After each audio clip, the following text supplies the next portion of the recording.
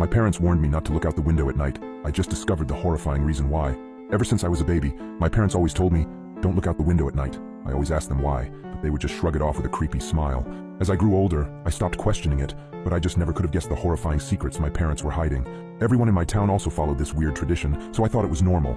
That was until I went to college and noticed that none of the other kids were like this. So during Christmas, when I went to my parents' house, I remember them telling me not to look out the window.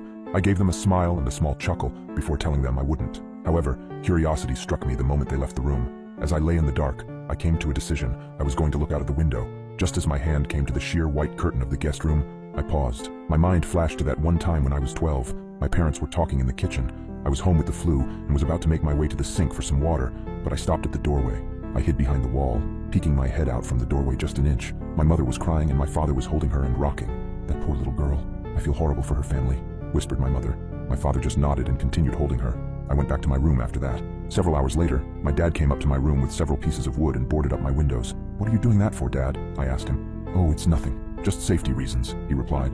I learned at school the next day that a little girl was found dead the previous morning, the window broken and curtains torn. I snapped back to the present. My hand drew back from the curtain. I shook my head, cursing myself for being so weird. What was the worst that could happen? It was just a window, it couldn't hurt me, right? As I reached my hand out again, my instinct was telling me to stop. My gut twisted as I reached nearer and nearer. Just as I touched the curtain, a painful howl came from the forest surrounding the house. I flinched back, deciding to just lay down and try to get some sleep. I forgot how hard it was to get sleep in my hometown. Every night, coyotes howled for hours everywhere in town, or at least I thought they were just coyotes. The next night, I woke up in a cold sweat. I glanced over at the alarm clock next to my bed. It was midnight. I groaned and sat up in bed.